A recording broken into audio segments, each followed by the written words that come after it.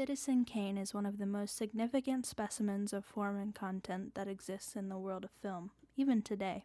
In order to understand this, it is necessary to know what form and content are. Barsham and Monahan describe content as the subject of an artwork and form as the means by which the subject is expressed and experienced. Starting with the use of specific lighting and intentional shadows in almost every scene of the movie.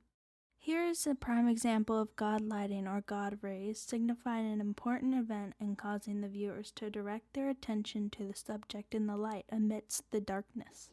In Citizen Kane, God rays signify an important action that should be noted by the audience.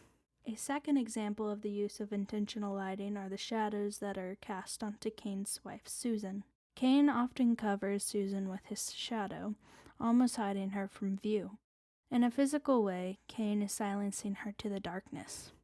Susan speaks about how everything was for Kane, and her being covered by his shadow led to the couple's demise. Towards the end, Susan emerges from the shadow and out from underneath Kane.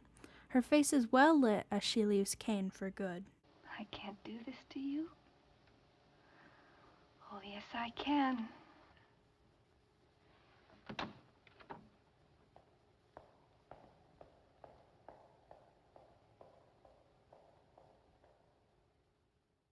Citizen Kane also uses the technique of mise-en-scène to highlight the height of Kane, making him taller and therefore more important than everyone else in the room.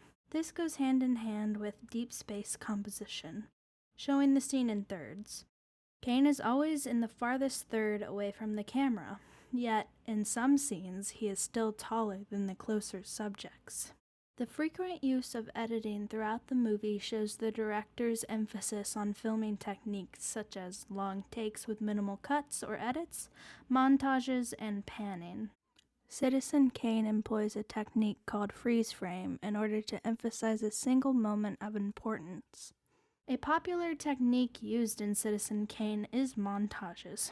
From the chaos of the opera house with Susan, flashing light bulbs, and newspaper reviews, to the montage concerning the toxic downfall of Kane's first marriage to Emily Monroe Norton, to the ruckus of people reading the newspapers and gossiping about Kane. Montages are frequently highlighted in order to pass time and further character development.